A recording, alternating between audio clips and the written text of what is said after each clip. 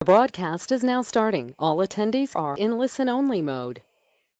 Thank you everybody for joining us today. We are here to talk about digital video for auto dealers and the rise of connected TV.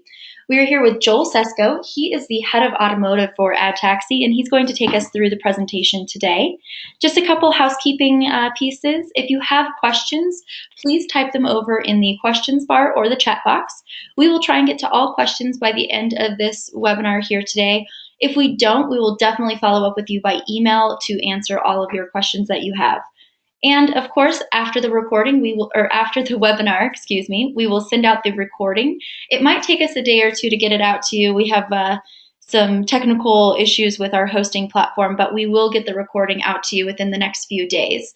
If you have questions, again, just type them over. Otherwise, we'll go ahead and get started with Joel Sesko talking about the rise of connected TV.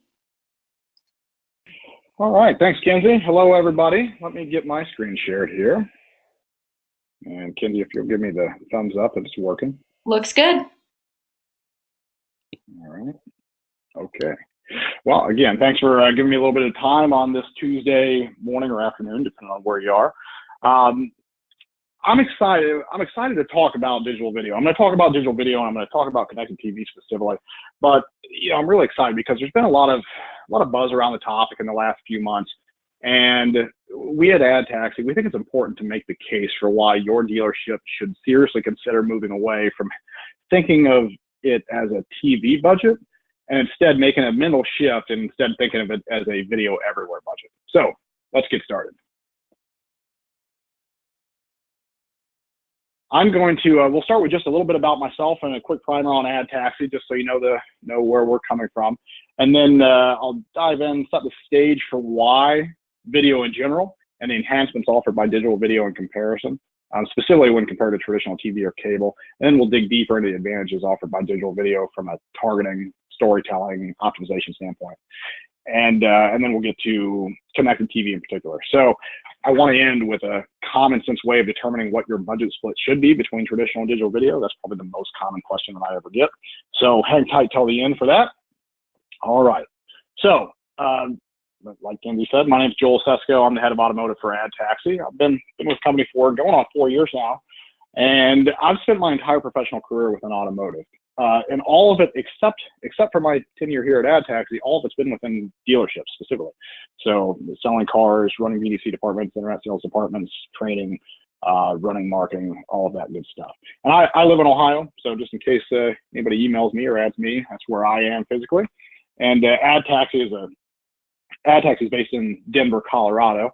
That's where most of our fulfillment folks and all the people that are pushing the buttons and pulling the levers on our campaign. So a little bit about AdTaxi, like I said, based in Denver, Colorado, about 250 employees. I think one of the biggest wins for us is our retention rate, because having worked in automotive for so long, it can be really enticing to always be on the lookout for that silver bullet that's going to add another 10 units to your monthly number, that sort of stuff. So the fact that we're able to build custom solutions for our dealerships that take into account the uniqueness of each store and retain those relationships on a month in, month out basis to the tune of 93% month over month retention, I think that's really, really important.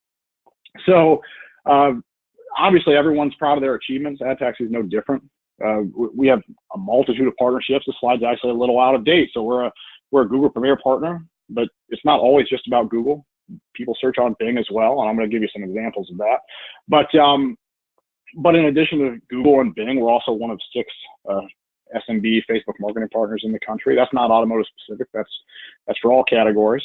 And we're also recently a Snapchat partner. So we have pretty wide-ranging partnerships that give us a unique ability to speak broadly about digital marketing in general.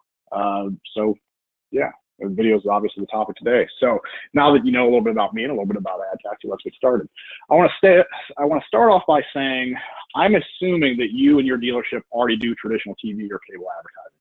If you don't, then the angle that I come at here, it won't be entirely applicable to your situation. That doesn't mean that you shouldn't be looking at digital video. It just means that a different approach might be needed because you aren't already allocating money on a monthly basis for things like commercial creation and spot placements and all of that. So with that in mind, let's look at the current landscape of television and digital video and what options exist to get in front of your target customers. Okay, so we're looking at two different visualizations here showing the decline in traditional TV viewership. The left graph is showing Nielsen data on the number of hours spent watching traditional TV by age group from 2011 to 2017, so over a 6-year span. The graph on the right shows a forward-looking projection of cord cutters from now through, well, actually 2017, through the year 2022, essentially showing an expectation that 20% of the US population will have completely canceled their paid TV by the end of 2022. So let's break down what this tells us and what it means to your dealership. So first, time spent watching traditional TV is going down for every age demographic except those over the age of 65. The decline accelerates from 2016 to 2017, which implies that the trend is only going to continue, right? If not, get faster. The decline is biggest with young people, but even in the 35 to 49 year age group, that decline is still at 18%, only over only a 6-year span. And if you take that logic even further, what that means is that your television ads were 18% less effective in 2017 for that age group than they were in 2011, simply because there were less eyeballs available to put your ads in front of. All right, that's the direction that terrestrial TV is headed. When crafting any media strategy, it's really important. I show that first off because it's important to identify how your customers are consuming or any content, but we're talking about video, so specifically video content, right? When you compare the amount of time spent watching traditional TV versus time spent watching video content via digital channels, you can see that traditional video no longer commands 100% of that video viewing audience. Yet most advertisers, and in my experience, dealerships in particular, continue to spend nearly 100% of their video budget entirely on traditional TV. Most businesses just haven't right-sized their ad spending to how modern consumers are viewing that content. And the misalignment grows more and more every year as digital video grows and traditional TV declines. That doesn't necessarily mean spend more. It just means reevaluate where your current video dollars are being spent. Take a second, think of your personal life. Do you find that you spend most of your time watching traditional cable or TV, satellite?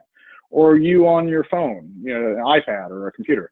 Do you watch ESPN via their app, MLB.TV, YouTube, video clips online, things like that?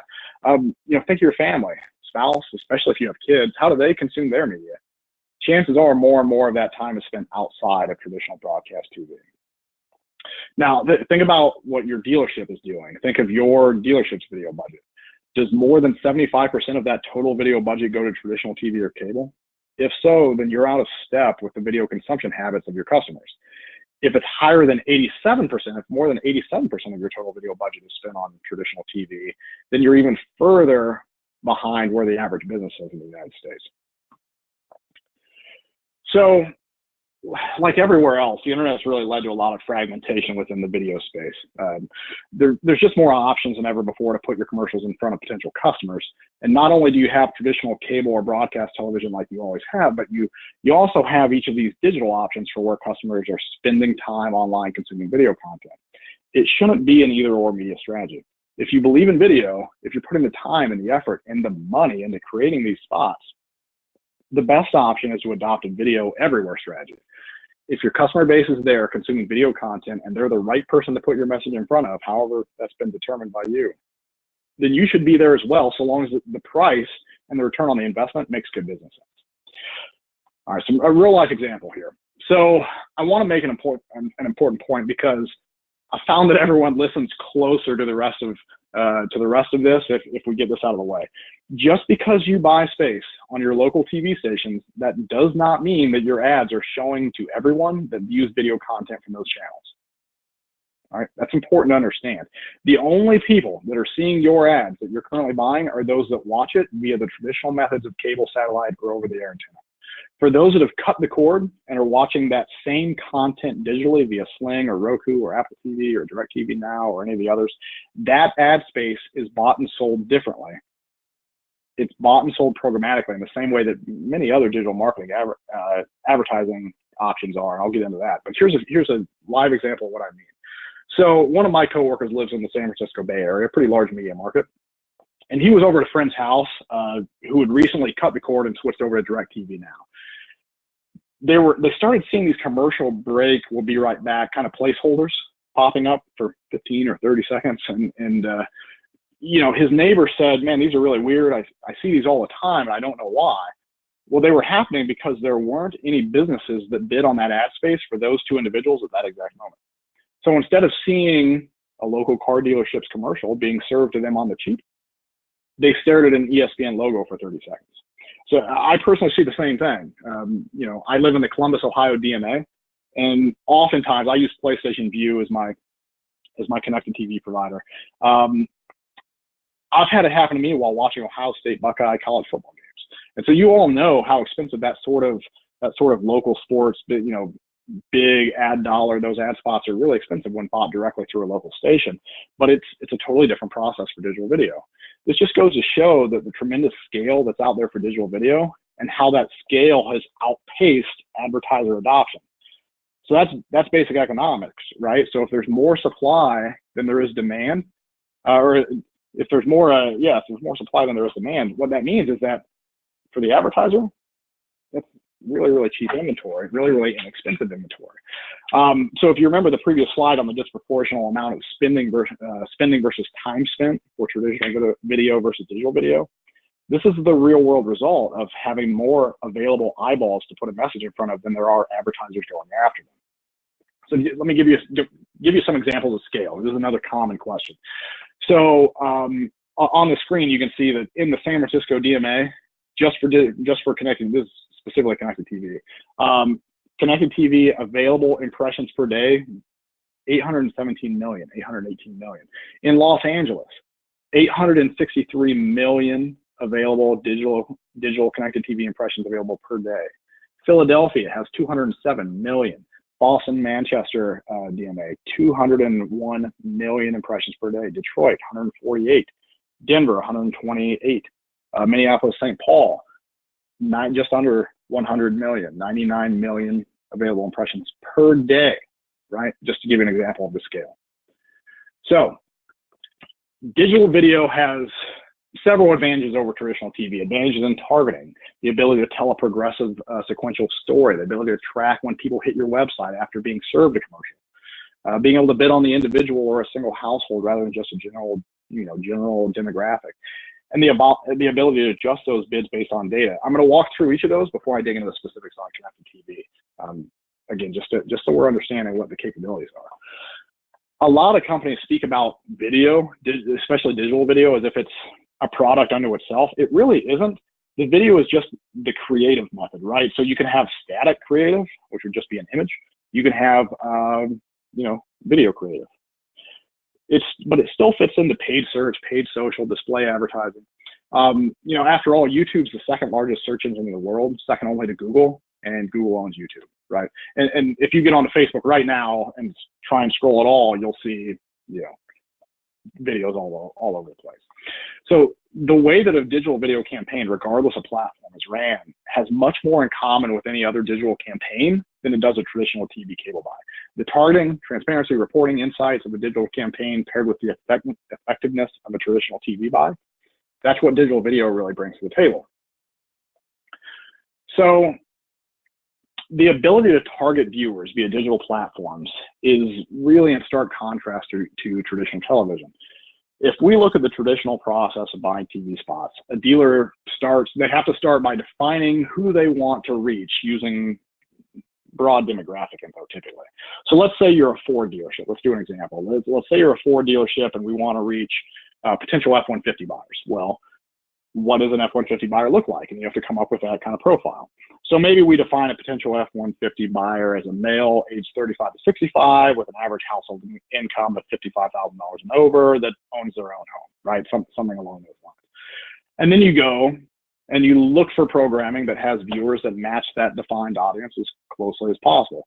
Maybe live sports, due to sports over-indexing for a male audience, or maybe HGTV because that audience over-indexes for homeowners, right? So you're trying to match the demographic that you came up with, that profile that you came up with the profile of the individuals watching specific programming. And it goes on and on. So you're trying to make a best guess of placing your commercials within the programming most likely to have people watching that lineup with your target audience. The math makes that an uphill battle, though. So, and again, I'm going to stick with the Ford example, but Ford has a national market share of 15%. It's a little less than 50%. NADA says that on average, only 3% of the population is in the market to buy a vehicle at any given time. Any vehicle, not just a Ford. And when you put those two stats together, that means that if you pay to show your commercial to 1,000 random people, statistically, only 4, maybe 5 of them will actually be in the market to buy a Ford within the next 3 months. So to put that a little bit more bluntly, that means that 995 of those 1,000 people weren't interested in your ad in the slightest, and it was a waste of money to show it to. So the trick with video advertising is to show your ads to those that are actually interested in what you're talking about. Digital video offers far more accurate methods of pinpointing your ad buys. So I'll give you a few examples. So first-party targeting, right? First-party data, that is your dealership's data.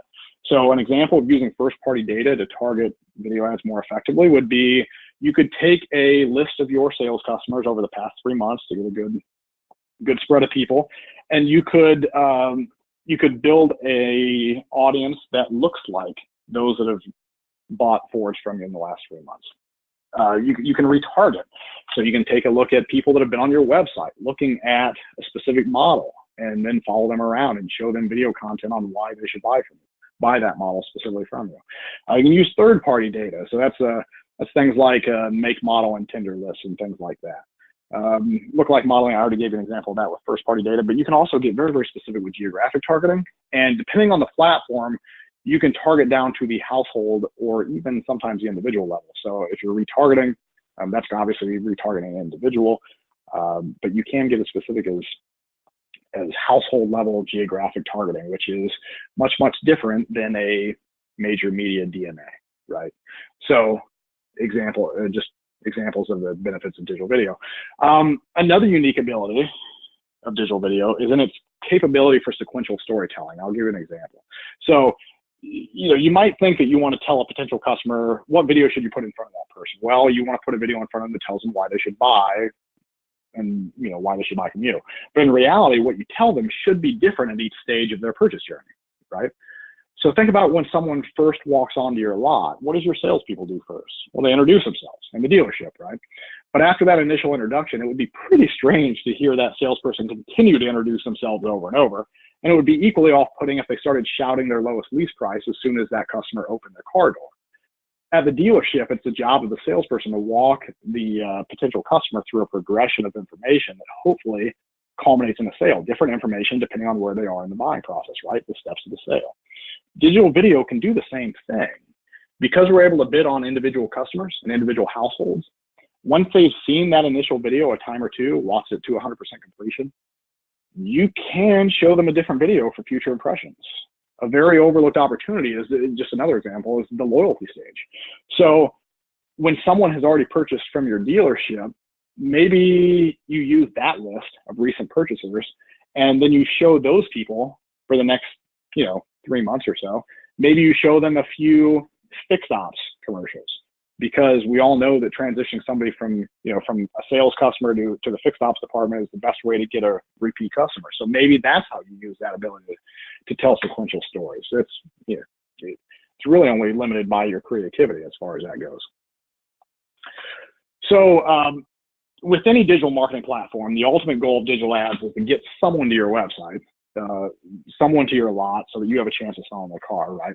But the funny thing about digital video is that very few people actually click on them. And in some cases, such as connected TV, and I'll explain this in more depth in just a second, but in some cases with digital video, they can't click on the ad, right? So how do you judge whether or not they're effective?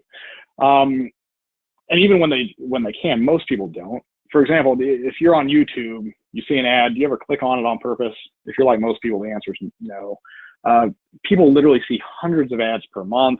And the average person actually sees over 1,000 banners in any given month all across the internet. But they rarely click on those videos or banner ads because they don't want to abandon what they were doing. They were watching a video on maybe a local news site. They were scrolling Facebook. They were researching a topic, what have you. So they don't want to abandon that before they're finished. So instead, what they do is they open another tab, or they jump over to, if they're on their mobile device, they jump out of the YouTube app and they open up their browser or something like that. And they do a search, or maybe they even type in the website, the dealership's website directly. But either way, that video impression did its job, right? The person was served an ad. The ad influenced that person to come to the website. However, in the example that I just gave, that video would get no credit because no one ever clicked on it.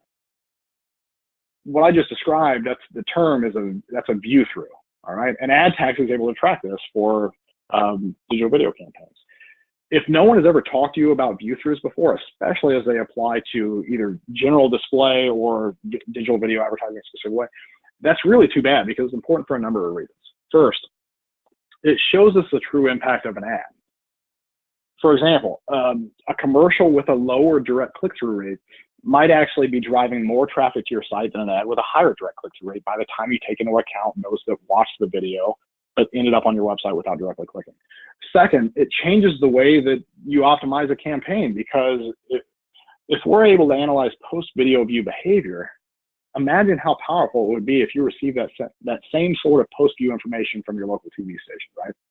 If your local TV station could give you a report and said, this many people saw this ad, and these people went to your website or showed up on the lot after seeing the ad, and this is the amount of time that went by between seeing the ad and showing up, right? That would be just mind-blowing, right?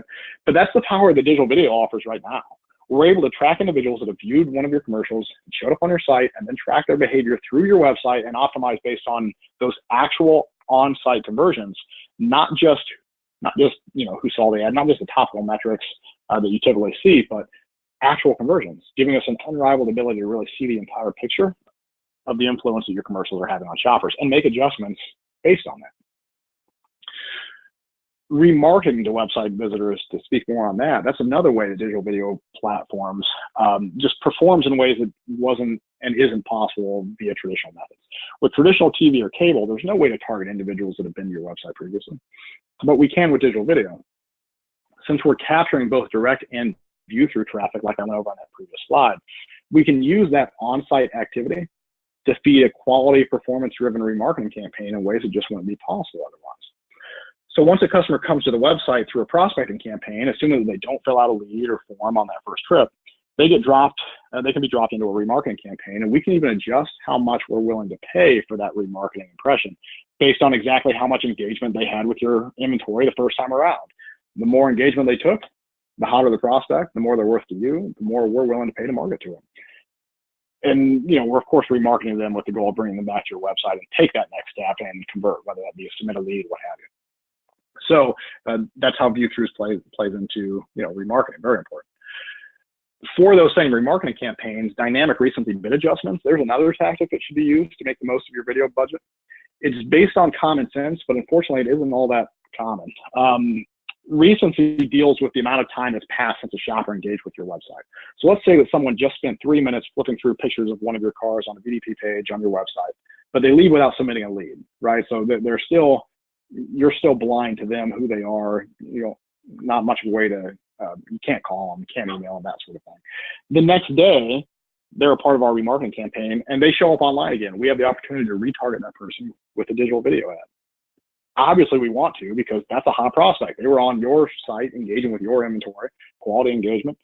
Showing an ad to someone that was shopping for cars on your website yesterday is obviously worth more to you as a dealership than paying the same amount to someone who was looking at your website 2 weeks ago.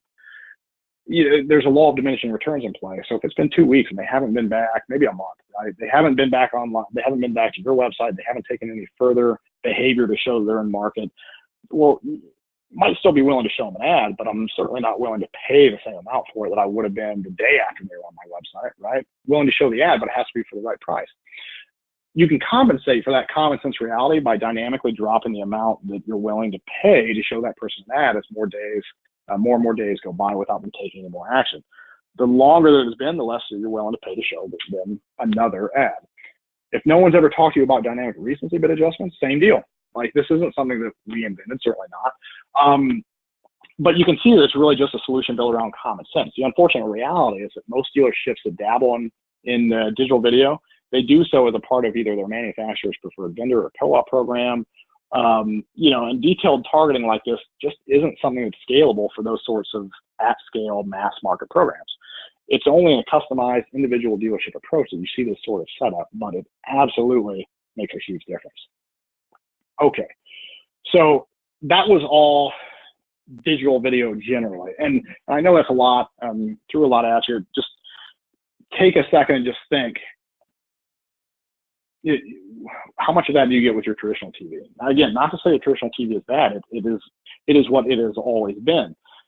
But if you had a way to, look at some of the things that I just talked about, if you had some of those insights with your traditional TV, would that make a difference? Would you be able to make better decisions, more efficient decisions on where your money got spent? You would. Well, digital video is offering that opportunity to you. So, like I said, everything that I've said up until now has been digital video generally, but now I want to talk about connected TV specifically. To do that, I want to clarify and define just a little bit of terminology because it's pretty new, it's pretty buzzwordy at the moment. People are really excited about it, and people aren't. Not everyone's very careful with their language, and so I want to clarify what I mean when I say connected TV. So any television content that has evolved just beyond that traditional linear, either terrestrial or cable or satellite, those traditional TV delivery methods, that's advanced TV. Advanced TV is an umbrella term that includes a lot of the other stuff that you've heard. OTT, interactive TV, connected TV, smart TV, linear addressable, that sort of stuff. So advanced TV is the umbrella term. And then if we want to be a purist, right, connected TV specifically is that video content viewed on the largest screen in the room. So consumers are watching TV on all sorts of screens, right? Mobile phones, tablets, desktops, laptops. Those are other devices. And consumers use them all the time for all kinds of reasons. You can use your phone or your laptop or your tablet for a ton of things, including streaming premium television content, HBO Now or, the Hulu app, whatever. But doing so on those other devices, that's not connected TV. Connected TV is reserved for the big screen. So it's because of this strict definition that connected TV so closely matches the traditional TV and the cable that you're probably most familiar with. The commercials are seen next to the same programming on the same device, the TV, right? So it's also important because while watching television programming on the big screen, it's also very likely that targeted customers have that mobile device sitting right next to them, right? It makes it very convenient if they see an ad that matters to them, which they're likely to because of our targeting capabilities. They can transition to their mobile device right then and there to search out more info on your website, which we can track and report on via cross-device tracking. So that's how it all comes together. Okay. So connected TV offers access to the cord cutters that we talked about earlier, wherever they are. But with connected TV, we're no longer picking and choosing channels based on broad demographic definitions like we talked about with traditional TV and cable. Instead of trying to guess where our core audience is going to be and buying the channel or time slot, that ties into that, we're able to target those individuals directly and follow them from channel to channel, regardless of time of day. It's about staying in front of that target audience wherever they are, not trying to guess where they're going to be, right? So connected TV tends to have fewer ads than traditional TV does. I experienced this myself. Most of you have never, I don't know, maybe you have, but I never had until I started really looking into this. But if you've ever stopped to count the average commercial break, it contains 10 to 12 individual commercials. And most of them are 15 seconds, but 10 to 12 individual commercials per commercial break. Connected TV tends to only have 4 or 5 per break, with a far higher percentage of 30-second spots. So due in large part to that discrepancy, I think, studies show connected TV to be more effective than traditional TV advertising across a number of metrics. A viewer is twice as likely to recall the message of a commercial aired on connected TV over that exact same message viewed shown over traditional. They're twice as likely to remember the brand being advertised, and more likely to say that they enjoyed seeing the ad when compared to that exact same ad being shown on traditional TV. All right, effective. Connected TV is very effective. So here's some sample reporting. I talked about all the metrics that can be tracked and that sort of stuff. This is a real example. This is it's a Toyota store in Southern California. So I tell you that just because, keep it in mind, it's a Toyota brand. It's also in Southern California. This campaign has heavy Hispanic targeting, so some of the stations you may or may not recognize, but just wanted to have that context out there. So we're able to show the number of impressions so the number of videos that we showed versus the number of times where that commercial was watched all the way through. So that's 100% completion.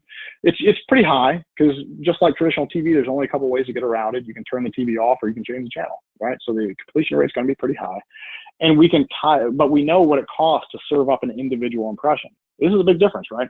So what does it cost you for an individual 100% completed view on traditional TV? No one will be able to give you that number, because it's not metrics those things aren't tracked. It's not really trackable. But with connected TV, I can tell you that for this dealership, it costs 4 cents to get one person to watch 100% of their commercial. We had a 15-second spot and a 30-second spot, that graph on the right, and we benchmark it based on performance, right? The 30-second spot just frankly outperformed. All good insights, all things that you want to know when crafting that next commercial, right? What worked best. Okay, so here we have various audience targets. That graph on the left, so those are different target audiences that we're benchmarking against each other to see which ones perform at the best rate. So a couple of them, the one on the far left, that's behavioral targeting. So that might be people that fit into specific behavioral targets that we think Toyota buyers might fall into. One's a Spanish demo. The premium category there, that's inventory, impressions, audiences that are more expensive than average. That's not necessarily a bad thing, because they may also over-index for watching 100% of the video at a higher rate, maybe, right? In fact, in this example, it was the case. It costs more to show that person an individual impression, but they over-index for actually watching the video. So you do the math, it oftentimes works out there. Retargeting, Samba Auto, that's specific to the Hispanic targeting. Sling, that's auto viewers that are watching via Sling. That's a specific target audience there. And then value is the inverse of premium. So it's cheaper inventory, but it's just because it's cheaper to show that ad, do the people that we're showing the ad to actually watch it? So you've got to do that math and figure it out. So very, very specific info about which target groups are, most effective to show an ad to, most cost effective to show an ad to. And again, because we have this information, we can then make subsequent decisions based off it, so we get more and more accurate over time. Here's some interesting demographic info. So for this specific campaign, it's skewed male, right? You can see the geography on the bottom right, so we can say either by zip code, by city, exactly where the impressions were served, where the video completions happened, what were their interests. You can see those listed up top right. Now, I think this is incredibly interesting, and I have since the very first time I saw this graph. I think if you were to take a poll of everyone on this call, I bet most of us would probably guess that 25 to 29 is the highest, would be the highest age demographic. If I listed all those, I bet 25 to 29 would get a lot of your votes. You know what probably would get a lot less of your votes? If I said, hey, do you think people age 55 to 64, do you think they watch a lot of digital video and connected TV specifically? Turns out they do. Not something that I expected. The data showed me to be wrong, which I'm always happy to be when it's based on information like this. So again, as I'm showing you these things, could you use this information to make better commercials and to more appropriately spend your video budget in the future? I think it's great information. I'd always rather have more data than less, especially when it's as actionable as this. Here, we can track, we can look at, okay, when were people shown the ad?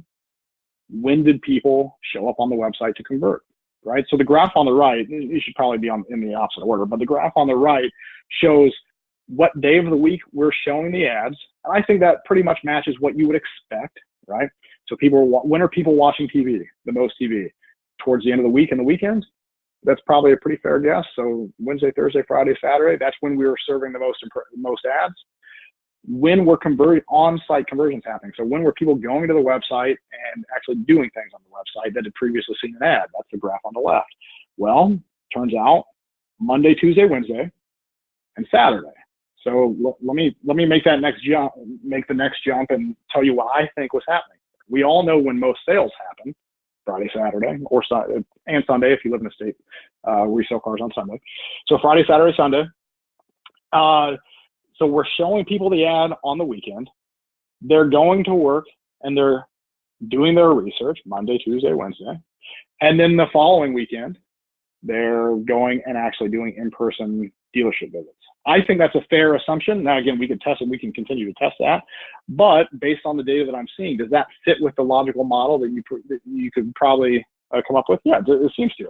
So all great information. And we can see exactly what they did on the website. How many BDP views did they do? How many forms did they fill out? All of that sort of information. Great stuff. So I mentioned I'd give you an easy way to determine what portion of your overall video budget should be allocated to digital video. So let's take a look at that. So pretty easy. I'm cheating here. So again, think of it as your video budget, and then allocate that budget to each video platform, digital video platform, to match up with the percentage of video content that your customers are consuming on that platform. So since your potential customers are spending about 25% of their video viewing time with digital video, start by peeling off 25% of your newly defined video budget and just watch how much further those dollars go when properly allocated. More visibility, more transparent analytics. It's 2019 now. Make 2019 the year that you add digital video and connected TV to your marketing strategy. You'll be ahead of the curve. I think it'll be a better year for it. So thank you. Let me take a second here. I want to look at common questions that I saw come through. So hang on for me just a second while I look through these. Okay, so I see one question that says, I actually see this a couple times. Some version of, I use an agency for my TV buys. How would they play into this?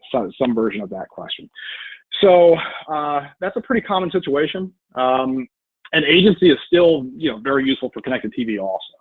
Since an agency typically controls your media schedule and is involved in the commercial production process, they're ideally placed to help coordinate digital video effort as well. Right? Your traditional TV campaign, your digital video campaign, it shouldn't be wildly different unless there's data-specific reasons for that, like you're using sequential storytelling or something like that. You remember, you want to shift towards a video everywhere strategy, so these pieces need to be coordinated and they need to work together. Beyond that, I'll say there are a lot of agencies that don't really recommend digital video, and the reason sometimes can just come down to how an agency is paid. This is not true of every agency. It certainly isn't. When I was in the dealership, all of our media buys were done through agencies. So, we work closely with a lot of agencies now. But, when you're talking about a traditional agency, a lot of the time, they make their money. It's how they're contracted by the dealership. They make their money by taking a percentage of media buys. It's extremely unlikely that they work directly with the exchanges where the programmatic video is bought and sold, however. So oftentimes they avoid digital video and continue to push traditional TV simply because how they make, how the dealership is paying them incentivizes that behavior, right? If that's the case for your dealership, you'll need to make sure you have the conversation and make that contract appropriate for how you want them to be incentivized. You can't blame somebody for doing something if that's the way that you're paying them, right? So just take a look at that. Make sure that those two interests line up appropriately. Okay, so I see a couple. I see a couple versions of essentially, can I buy connected TV directly through the local station I work with currently? Some version of that. No, not typically, and I need to expand on that because there's some definitions that I haven't really touched on yet. So no, not typically. In theory, it's possible, but when it comes to individual impressions for digital video, those impressions are bought and sold via a public exchange. This isn't not like it's a trade secret or anything, but what local stations do when you buy that ad space ahead of time, right? What you're doing is you're paying a premium essentially. So the sales force goes out and they're trying to sell that ad space at a premium upfront, and that essentially guarantees your ads will show. That's not a bad thing. I'm not saying it is, but you're paying a premium for that guarantee. And most of the time it only applies to terrestrial. There are some local stations, depending on who their owners are and that sort of thing, that is allowing essentially owned and operated connected TV buys. It's important to know, though, that if you're buying from a single station, they're not, and they might include connected TV in there, but it's going to be their inventory, their digital video inventory, not the wider exchange.